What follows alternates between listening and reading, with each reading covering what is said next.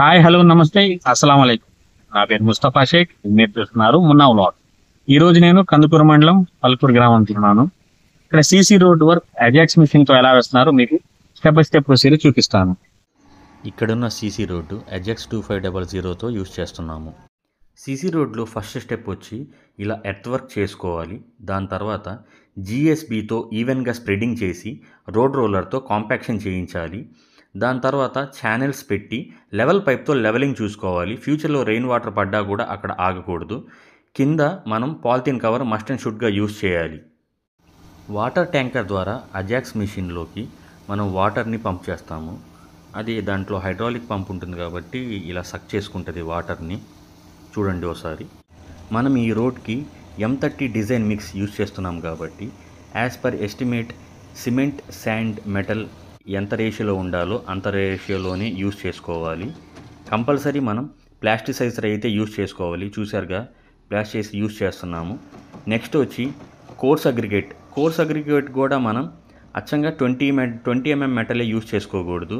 ఎందుకంటే డిజైన్ మిక్స్లో మనం compulsory mixed aggregate use చేస్తున్నాం. అంటే 20 mm నుంచి 12 mm దాకా మిక్స్డ్ అగ్రిగేట్ వచ్చేటట్టే మనం లోడ్లో ఉండేటట్టు చూసుకోవాలి. నెక్స్ట్ వచ్చి మనం శాండ్ యూజ్ చేసుకోవాలి. శాండ్ కూడా రివర్ శాండ్ అయి ఉండాలి. అది కూడా మంచి క్వాలిటీ శాండ్ అయితే మనం యూజ్ చేసుకోవాలి. ఎలాంటి ఫారెన్ పార్టికల్స్ దాంట్లో మిక్స్ అవ్వకుండా మరీ ఫైన్గా కూడా ఉండకూడదు.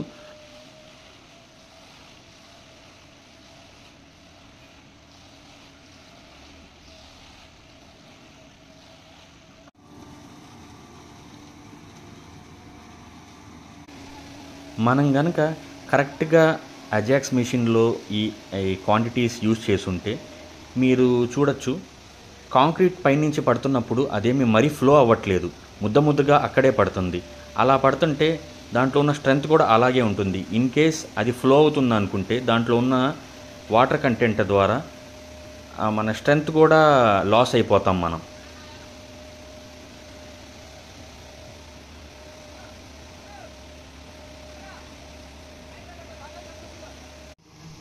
నెక్స్ట్ మనం కాంక్రీట్ పోర్ చేసిన తర్వాత నీడిల్ వైబ్రేటర్ పక్కాగా యూజ్ చేసుకోవాలి.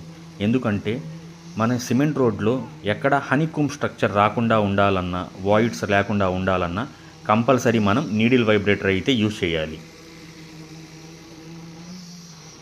ఇలా నీడిల్ వైబ్రేటర్ యూజ్ చేసిన తర్వాత ఫ్లాట్ వైబ్రేటర్ యూజ్ చేస్తాం. ఎందుకంటే కాంపాక్షన్ కోసం. ఎక్కడైనా వాయిడ్స్ ఉన్నా ఇంకా ఈ ఫ్లాట్ వైబ్రేటర్తో ఇలా లైన్స్గా చేయటం వల్ల కాంపాక్షన్ చాలా నీట్గా అవుతుంది. నెక్స్ట్ స్టెప్ కాంపాక్షన్ వచ్చి ఇలా పెద్ద రాడ్తో మనం ఇలా తట్టడం వల్ల ఇందాక ఫ్లాట్ వైబ్రేటర్లో మిస్ అయిన ఏమైనా వాయిడ్స్ ఉన్నా కూడా దీనివల్ల కాంపాక్షన్ కరెక్ట్గా జరుగుతుంది. రోడ్లో క్యాంబర్ కోసం ఇలా ఈ రాడ్ని ఇలా 2 to 3 times ఇలా ముందు నుంచి వెనక్కి అంటాం. దాని తర్వాత తాపీతో ఎక్కడైనా ఇంకా హోల్స్ ఏమైనా ఉన్నా ఫిల్ చేసుకుంటారు. దీన్ని పవర్ ఫ్లోటర్ కానీ ట్రోవెల్ కానీ అంటాం. ఇది వచ్చి ఇంకా ఇంచుమించు లాస్ట్ స్టెప్. దీని ద్వారా ఇంకా రోడ్ అయితే చాలా పక్కాగానే అవుతుంది.